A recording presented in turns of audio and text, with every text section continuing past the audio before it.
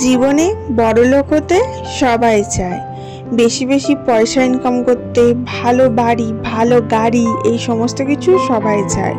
তার জন্য কেউ কেউ জ্যোতিষীর পিছনে ছোটে, কেউ কেউ হার্ড ওয়ার্কিং করে, আর কেউ কেউ তিল তিল করে টাকা জমিয়ে একটা কিছু বড় করার স্বপ্ন দেখে।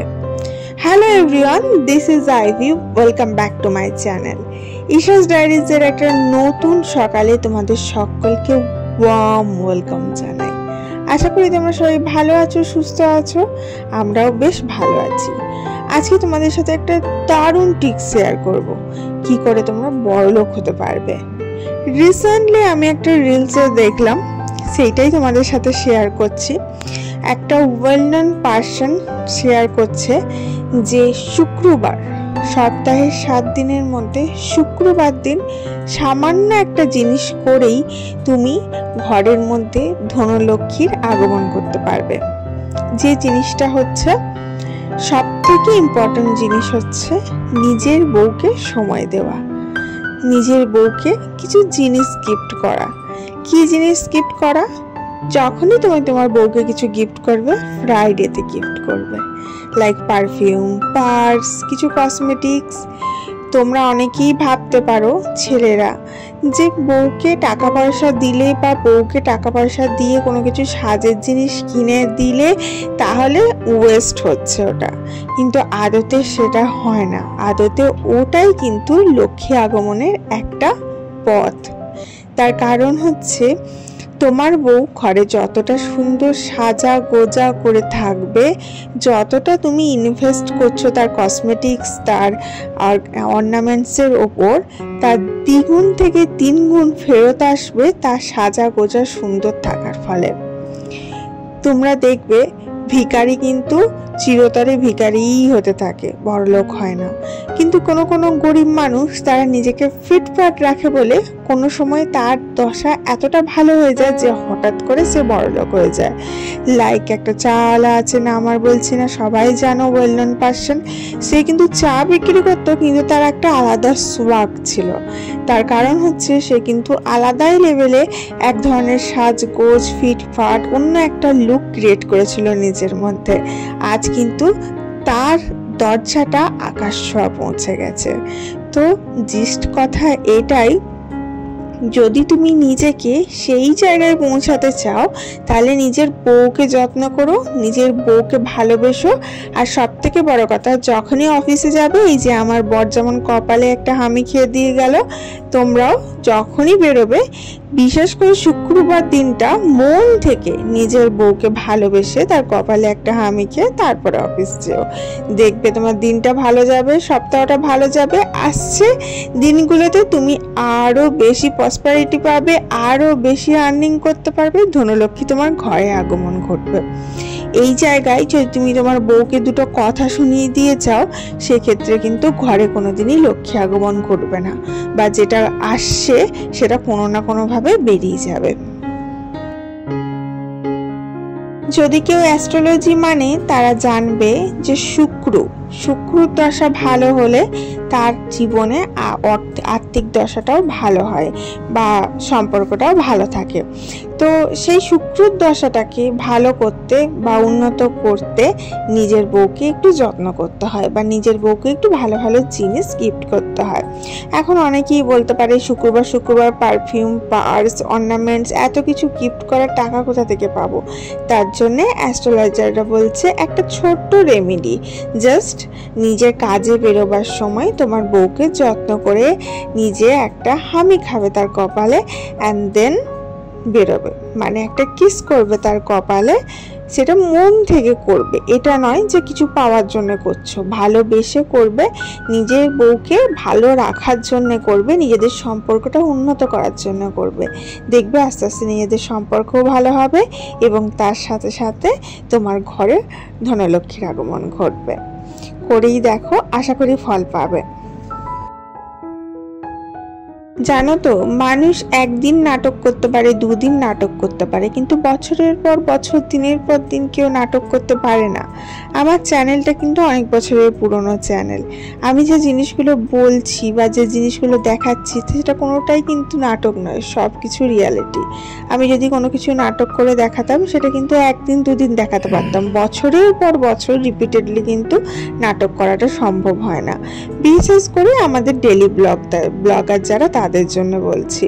যারা ধরো ছোট ছোট রিলস বানাচ্ছে সেক্ষেত্রে কিন্তু নাটক করে দেখানোটা যথাযথ কোনো ব্যাপার নয়, কিন্তু যারা ডেলি ব্লগ করে তারা সারাদিনের কাজটাকে তুলে ধরছে, সারাদিনের জীবনযাপনটাকে তুলে ধরছে, তো সেক্ষেত্রে কিন্তু নাটক করাটা সম্ভব নয়। আমরা নিজেরা যেটা ফিল করি, যেটা আমরা ভাবি, যেরকম আমরা জীবনযাত্রা চালাই, যেরকম আমরা থাকি, সেটাই কিন্তু অরিজিনালিটি ফুটে ওঠে আমাদের ব্লগের মাধ্যমে। এটারই নাম ডেলি ব্লগার।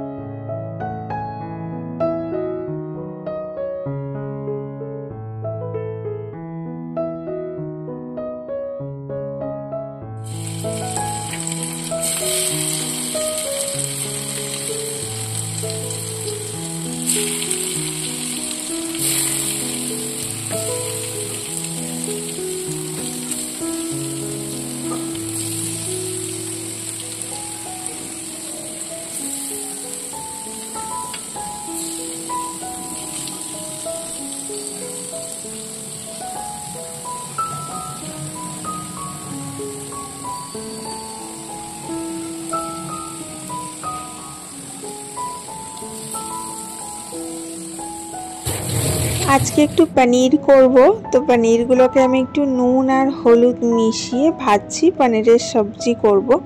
তো এগুলোর মধ্যে একটু লবণ একটু হলুদ আর একটু লঙ্কা গুঁড়ো মিশিয়ে ভাজলেও বেশ দেখতে ভালো লাগে। তো লঙ্কা গুঁড়োটা আমি খুব অ্যাভয়েড করি, বাচ্চা খায় বলে। একটাই আমি বানাই, আলাদা করে বাচ্চার জন্য কিছু বানাই না। যেটা আমাদের বানাই সেটাই আমার বাচ্চা খায়, যেহেতু ও 5 ইয়ার্স হয়ে গেছে। তো ওই পনিরটা ভাজলাম, ভাজে পরে ওটার একটা সবজি বানাবো ঠিক করেছি। আলু দেবো না, একটু অন্যরকম কিছু পনিরের গ্রেভি টাইপের বানাবো, দেখা যাক কি বানানো যায়। গাজর টাজর দিয়ে বানাবার ইচ্ছা আছে। আর এখানে দেখো ঘরে আমি এখন একা রয়েছি, হাজব্যান্ড বেরিয়ে গেছে, মেয়ে চলে গেছে স্কুলে, আর আমি একা রয়েছি। তো সেরকম কিছু ছিল না আমার ব্রেকফাস্টে করবার মতো। কালকের একটু ভাত ছিল, সেটা গরম করে নিয়েছি, ঘি দিয়ে নিয়েছি, আর ওই পনির ভাজলাম, 2 টুকরো পনির আর একটু লঙ্কা দিয়েই খেয়ে নিলাম। আসলে কোথাও না কোথাও গিয়ে হাজব্যান্ডের জন্য কিছু বানাচ্ছি, মেয়ের জন্য কিছু বানাচ্ছি, নিয়ে গিয়ে নিজের জন্য কিছু বানাতে ইচ্ছা করে না। বা অনেক সময় এমন হয় যে ধরো অল্প একটু ময়দা পড়ে রয়েছে, সেটা মেয়ে আর হাজব্যান্ডকে করে দিলাম, তো আর নিজের জন্য কিছু হলো না। যেমন আজকে মেয়েটাকে স্কুলে টিফিনে দিয়েছি পাস্তা, তো ওকে পাস্তা দিয়েছি, তো পাস্তাটা বেশি করে করেছিলাম, সেটাকে হাজব্যান্ডকে ব্রেকফাস্টে দিলাম, ও খেয়ে চলে গেল। আর আমি একদমই পাস্তা খাই না, পাস্তা আমার একদমই পছন্দ নয়, তাই আমি ভাতটা খেয়ে নিলাম। তো যাই হোক, আজকে একটা নতুন জিনিস ট্রাই করব, সেটা হচ্ছে এই ভ্যানিশটা। আমার মেয়েকে এই গত 2 দিন আগে স্কুলে সেলিব্রেশন হলো বার্থডে, তাতে ওকে এই ড্রেসটা পরে পাঠিয়েছিলাম। তো এটা দেখো কিরকম দাগ লাগিয়ে নিয়ে এসছে। ওকে যেটা আমি দিয়েছিলাম, টিফিন দিয়েছিলাম, সেটা ফেলে দিয়েছে ড্রেসে, ইয়েলো দাগ পড়ে গেছে। তো ভ্যানিশে শুনেছি নাকি খুব ভালো পরিষ্কার হয়, তো আজকে দেখবো যে ভ্যানিশে পরিষ্কার কতটা হচ্ছে। তো সার্ফ, ভালো কোয়ালিটির সার্ফ আর তার মধ্যে সমপরিমাণ ভ্যানিশ দিয়ে ওটাকে ভিজিয়ে রাখতে হবে। তো আমি ওটা ভিজিয়ে রেখে দিয়ে এলাম, এখন 10 থেকে 15 মিনিট ওটা ভিজবে, তারপরে ওটাকে ভালোভাবে পরিষ্কার করে নিলেই নাকি উঠে যাবে। তো যাই হোক, ভিজিয়ে রেখে এলাম, এরপরে যখন পরিষ্কার করবো তখন তোমাদের বলবো যে ভ্যানিশে আদৌ ওই হলুদের ছোপ দাগটা উঠছে কিনা। এই যে বোতলটা আমি ইউজ করি, এটা দেখো স্টিল কোটিংয়ের বোতল। বলছে যে তোমরা যখন জল খাবে কখনোই প্লাস্টিকের জল খেও না, এরকম স্টিল কোটিংয়ের বোতলে জল খেতে বলছে। কাঁচের বোতল হলে তো অবভিয়াসলি ভালো হয়, তো কাঁচের বোতলটা আমি একটু অ্যাভয়েডই করি, কারণ আমার বাচ্চা খুবই ছোট, ও ওটা হ্যান্ডেল করতে পারবে না। তো আমার ঘরে যেগুলো আছে সেগুলো সব স্টিল কোটিংয়ের বোতল। আমার মেয়ের একটা আছে, হাজব্যান্ডের একটা আছে, আমার একটা আছে। কিছু বোতল ফ্রিজে রাখা থাকে, সেগুলো প্লাস্টিকের। ফ্রিজের জল আমরা খাই না সচরাচর, আমার হাজব্যান্ড খায়, আমরা অতটা খাই না। তো এই যে স্টিল কোটিংয়ের বোতলে জল খেলে অনেকটা ভালো হয়, এবং তামার কোটিংয়ের বোতলের জল খেলে নাকি আরও ভালো হেলথের জন্যে। তো তামার বোতলের জলটা আমি খুব একটা খেতে পারি না, তামার গন্ধটা আমার সহ্য হয় না। আমার বাবা খায় তামার বোতলের জল বরাবরই। তামার ঘটিতে জল ভিজিয়ে রেখে পরের দিন সকালে খেলে খুব ভালো হয়, কিন্তু তামার যে একটা কস ছাড়ে, তার একটা স্বাদ আলাদা, তার গন্ধ একটা আলাদা। খাচ্ছিলাম বেশ কিছুদিন, কিন্তু তারপরে আর ভালো লাগছে না বলে ছেড়ে দিয়েছি। যাই হোক, ভিডিওটা আমার কাছে দূরে যে যেখান থেকে দেখছো সকলের প্রতি অনুরোধ রইল, প্লিজ প্লিজ প্লিজ একটা লাইক অবশ্যই করো, এবং ভিডিওটাকে একটু শেয়ার করে দিও বন্ধু বান্ধবের সাথে, যে কোনো প্ল্যাটফর্মেই হোক, সোশ্যাল মিডিয়ার যে কোনো প্ল্যাটফর্মে। অ্যান্ড যারা এখনো পর্যন্ত সাবস্ক্রাইব করোনি, what are you guys waiting for? আর ওয়েট করো না, ঝটাপট সাবস্ক্রাইব করে নাও। দেখো তোমার নিচে রেড কালারের এই যে ভিডিওটা যেখানে চলছে তার নিচে রেড কালারের একটা সাবস্ক্রাইব বাটন আছে, ওখানে ক্লিক করে কিন্তু ঝটাপট সাবস্ক্রাইব হয়ে যাবে। তাহলে ভিডিও ছাড়ার সঙ্গে সঙ্গে তোমার কাছে নোটিফিকেশন যাবে, আর তুমি অলওয়েজ আমার ভিডিও ফার্স্টেই দেখতে পাবে। এমনিতে আমার ভিডিও প্রতিদিন আর্লি মর্নিংয়ে চলে যায়, আর যারা আমার চ্যানেলে মেম্বার আছে তারা আর্লি অ্যাক্সেস পেয়ে যায়, আগের দিন রাত থেকেই কিন্তু ভিডিওটা পেয়ে যায়। তো চলো এবার দেখি ঘষে এই জামাটা কতটা উঠছে। প্রথমের দিকে আমি যখন ঘষছিলাম, এটা যেহেতু সার্ফে ভেজানো ছিল তাই প্রচুর ফেনা হয়েছে, তার জন্য আমি এখনো সাবান ইউজ করিনি। তো অনেকক্ষণ ধরে ঘষছি কিন্তু কিছুতেই উঠছিল না, বিশ্বাস করো কিছুতেই উঠছিল না। নিয়ে তারপরে আমি কি করলাম, যেটা কাপড় কাচার সাবান আমার কাছে অ্যাভেলেবেল আছে সেইটা দিয়ে ভাবলাম একবার ঘষে দেখি। তো সেইটা দিয়ে একবার ঘষলাম, তখন দেখলাম কিন্তু খুব সুন্দর পরিষ্কার হয়ে গেল। মানে তুমি যদি কোনো কিছু স্ট্রেন বা দাগ ছাড়াবার জন্য ভ্যানিশ ইউজ করো, তো ভ্যানিশে বা সার্ফে ভেজানোটার পরেও তোমাকে আবার একটু সাবান ব্যবহার করতে হবে, নিয়ে ঘষতে হবে, তাহলে এটা কিন্তু দাগটা উঠে যাবে। দাগটা একদম পুরোপুরি উঠে গেছে, একদম ক্লিন হয়ে গেছে, বিশ্বাস করো। তো ভ্যানিশটা আমি রেখে দিলাম, ভবিষ্যতের জন্য আবার কাজে লাগবে, কারণ বাচ্চা মানুষ তো, যখন তখন কোনো জিনিস টিফিন বক্স ঠিক মতো খুলতে পারলো না, তরকারিটা পড়ে গেল, এরকম হতেই থাকে। আমি সবসময়ই চেষ্টা করি প্রতিদিন সকালবেলা আর্লি মর্নিং 8:05 আমার ভিডিওর অ্যাক্সেস তোমরা সবাই পেয়ে যাবে। অ্যান্ড এই ভিডিওটা দেখলে, আমার করা ভিডিও দেখলে তোমাদের ভেতর থেকে একটা আলাদাই এনার্জি গেইন করতে পারবে কাজ করার জন্যে, দৈনন্দিন জীবনে এনার্জেটিক ফিল করার জন্যে, এবং দৈনন্দিন জীবনে ভালো থাকার জন্যে। তার জন্য বলছি সাবস্ক্রাইব করে রাখবে, এবং প্রতিদিন সকালবেলা 1 কাপ চা হাতে নিয়ে আমার ভিডিওটা এনজয় করবে ঠিক 8:05। তারপরে দিন স্টার্ট করবে, দেখবে তোমার সারাটা দিন ভীষণ ভালো যাবে, ভীষণ এনার্জেটিক যাবে, এবং তুমি ভীষণ হ্যাপি থাকবে। I assure you.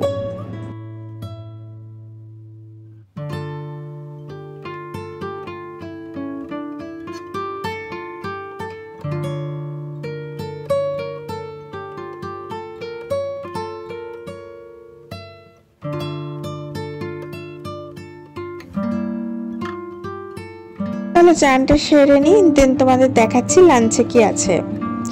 আজকে লাঞ্চের মেনুতে করেছিলাম ডিমের পোচ, তার সাথে এখানে করেছিলাম পেঁপে ছেচকি, মানে হচ্ছে পেঁপে ভাজা। পেঁপেটাকে না সেদ্ধ করে নিয়েছিলাম, দেন এটাকে সর্ষে ফোড়ন দিয়ে খুব অল্প সর্ষের তেলে ভেজেছি। তার মধ্যে নামাবার আগে নুন, চিনি এবং একটু ধনেপাতা কুচি দিয়েছিলাম। অসাধারণ লাগে খেতে, রুটি ভাত যে কোনো জিনিসের সাথেই খুব টেস্টি লাগে। আর এখানে করেছিলাম একটু মোটা মোটা করে আলু ভাজা। আলুগুলো সেদ্ধ করে নিয়ে এটাকে 5 ফোড়ন তেলের মধ্যে দিয়ে এটাকে ভেজেছি, ভীষণ টেস্টি লাগে। আর এখানে আছে শোস্টপার অফ দ্য ডে, এটা হচ্ছে ওই বলেছিলাম পনিরটা করব, পনিরটা করেছিলাম। এটা বাটার দিয়ে করেছি, একটু বাটার পনির মশলার মতো গ্রেভি রাখার চেষ্টা করেছি। অতটা সুন্দর করতে পারি না, তবে বেশ ভালোই হয়েছিল খেতে। গাজর দিয়ে একটু মাখা মাখা করেছিলাম। আর যে পেস্টটা করেছিলাম মশলা, সেটার মধ্যে টমেটো, আদা আর কাজু, একটু পোস্ত এই সমস্ত দিয়ে করেছিলাম। এখন সন্ধ্যাবেলায় একটুখানি রেস্ট নিয়ে উঠে সন্ধ্যাবেলায় রেডি হয়ে নিচ্ছি। আমাদের একটু বাইরে বেরোবার প্রোগ্রাম হয়েছে, মেয়েটাকে নিয়ে বরের সাথে একটু রাইডে যাব। অ্যাকচুয়ালি বললাম না নতুন গাড়ি নিয়েছি, নতুন গাড়ি নেওয়ার ফলে মাঝে মাঝেই আমরা এখন রাইডে বেরিয়ে যাচ্ছি উইদাউট এনি রিজন, কারণ নতুন জিনিসের ছাপতে আর নতুন জিনিসে করে ঘুরতে বেশ ভালোই লাগে। তো চলো একটু ঘুরে আসা যাক। ভেবো না যে আমি একা একা ঘুরতে যাব, তোমাদের সকলকে গাড়িতে বসিয়ে নিয়ে যাব, আমার নতুন গাড়িতে বসিয়ে নিয়ে যাব। আর তোমরা অনেকেই কমেন্ট করেছো যে আমি একটা ভিডিওতে জিজ্ঞেস করেছিলাম যে তোমাদের গেস করতে যে কি আমি বাইক কিনেছি। তো তোমরা অনেকেই অনেক রকম মন্তব্য করেছো, তার মধ্যে অনেকের মন্তব্য সঠিক আছে, অনেকের মন্তব্য সঠিক নেই। তো আমি নেক্সট ব্লগে ডেফিনেটলি শেয়ার করব যে আমরা কি বাইক নিলাম, কত কস্ট পড়লো আর মডেল নাম্বার কত, সমস্ত ডিটেলস আমি পরের ভিডিওতে কিন্তু ডেফিনেটলি শেয়ার করব।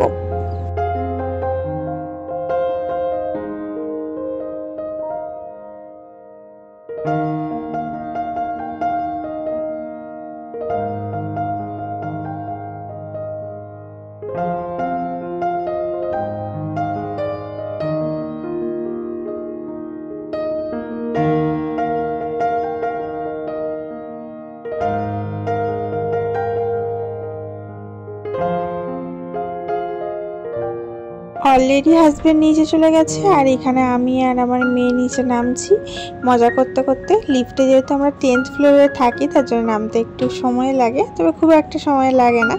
এরপরে আমরা বাইকে করে বেরিয়ে গেলাম একটা রাইড নিতে। তো চলো দেখা হচ্ছে নেক্সট ভিডিওতে। সবাই ভালো থেকো, সুস্থ থেকো, অনেক অনেক হ্যাপি থেকো এবং আমাকে মনে রেখো, সাথে ভালোবাসা দিও। টাটা।